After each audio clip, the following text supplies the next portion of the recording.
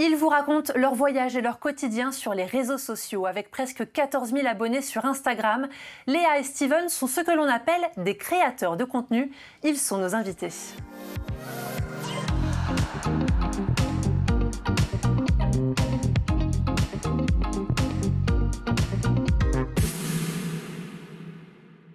Léa, bonjour. Bonjour. Steven, bonjour. Merci Bonjour. d'être avec nous. Vous êtes donc créateur de contenu, vous êtes basé en Haute-Savoie. Vous avez le compte Instagram et le site internet Un monde de dinde. Alors, pour commencer, expliquez-nous, Léa, pourquoi ce nom? C'est très original. On a longtemps cherché et puis finalement j'appelais souvent Steven ma dinde.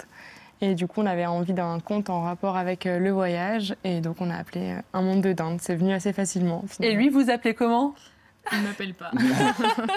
Léa, tout simplement. Alors vous, Léa, vous étiez infirmière avant de devenir créatrice de contenu, je vais y arriver. Steven, vous êtes toujours sapeur-pompier professionnel en Haute-Savoie. À partir de quel moment est-ce que vous vous êtes dit, Léa, que vous alliez quitter votre métier d'infirmière pour devenir créatrice de contenu? J'ai travaillé du coup pendant 2 ans à côté de ce métier d'infirmière. Ça me prenait beaucoup de temps.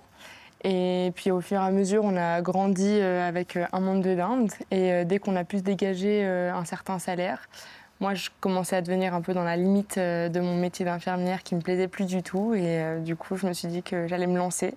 Et vous me disiez que le déclic avait eu lieu lors d'un voyage en Guadeloupe. Qu'est-ce qui s'est passé? On a vraiment pris beaucoup d'abonnés pendant ce voyage. Donc au début, c'était que 5 000. Mais c'est à peu près à partir de là que tout a commencé. On a vraiment été suivis et on a vraiment eu une communauté engageante sur nos réseaux. Alors quand on va sur votre compte Instagram, on voit plein de magnifiques photos, dont une au Semnoz qu'on va voir. Expliquez-nous les coulisses de ces photos. Est-ce que quelqu'un est là pour vous prendre en photo ou non? Dites-moi, dites-nous. Non. Non. Vous êtes vraiment tous les deux? Voilà, tout à fait. On a un trépied après avec l'appareil photo qui nous permet de nous prendre nous-mêmes en photo, en fait. Vous êtes mieux servi par vous-même, c'est ça? Exactement. On va dire ça. Au moins, le trépied ne bouge pas. Est-ce qu'on vit de ce métier, Léa? On commence. Au début, c'est pas facile. Il faut savoir faire un peu la différence entre la gratuité et commencer à se rémunérer et pas tout accepter. Ce sont les marques qui vous approchent? Oui. Comment est-ce que ça se passe? Par mail. Tout le temps par mail, oui. Et comment est-ce que vous sélectionnez les marques avec qui vous voulez travailler, ou pas d'ailleurs? En fonction de nos valeurs, si jamais ça représente ce qu'on aime aussi. Et puis on se donne tout le temps une ligne de mire. On veut tout le temps rester dans le voyage, dans la outdoor. C'est vraiment... Oui, on vous voit, vous voyagez beaucoup.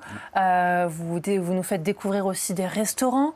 Comment est-ce qu'on arrive aussi à apprécier tout ça? Là, on voit des images de l'un de vos voyages, ça fait quand même rêver, hein. Et là, c'était dans le cadre de votre compte Instagram? C'était un voyage rémunéré, entre guillemets? Pas du tout. Pas du tout. Là, c'était pour vous. Tous les deux, donc c'était dans le perso. D'accord. Comment est-ce qu'on arrive à conserver une part d'intimité quand on partage tout son quotidien, ou presque, et ses voyages sur les réseaux sociaux à des milliers d'abonnés? L'idée, c'est de faire croire qu'on partage tout, mais de garder notre jardin secret, notamment nous, nos familles, ça a toujours été important. On partage très très peu en ce qui les concerne. Oui, c'est vraiment important pour vous de conserver cette part d'intimité. J'imagine que vous avez une communauté, on appelle ça une communauté qui est bienveillante? Oui, tout à fait. Ouais. Oui, on a toujours eu pratiquement que de la bienveillance, mais nous, on a choisi de s'exposer sur les réseaux et nos familles non, donc on a fait ce choix-là. Est-ce qu'on se fait des amis dans ce milieu? On s'en est fait, ouais. Oui. On a rencontré, moi notamment, une de mes meilleures amies que j'ai rencontrée sur les réseaux sociaux, mais il faut un peu faire le tri. On va regarder l'un de vos derniers voyages à New York, qui fait une fois de plus rêver, on peut le dire, hein. On va regarder ça.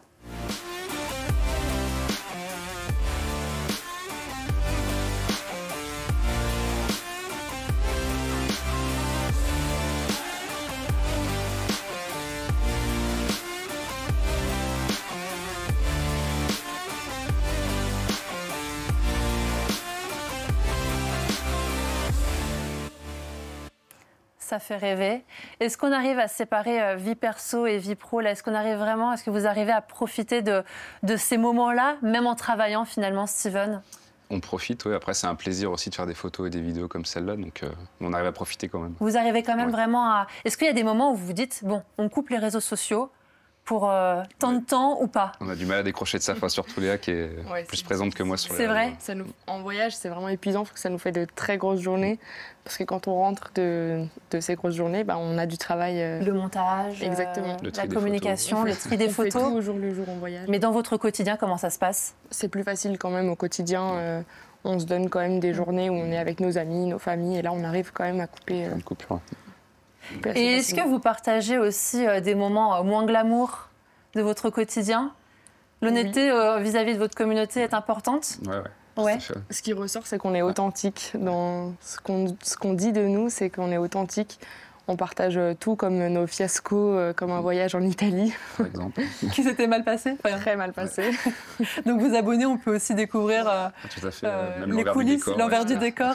Et justement, vos abonnés, quand ils vous rencontrent, parce que j'imagine qu'on vous reconnaît aussi dans la rue, comment est-ce que ça se passe? Ça arrive de temps en temps. Après, ils sont plus gênés que nous. Enfin, nous, non, on est autant gênés. On est surtout autant gênés. Ouais. On est plus gênés parce qu'on n'a pas l'habitude de ça. Souvent, on nous dit « un monde d'Inde » tout le temps. Ouais.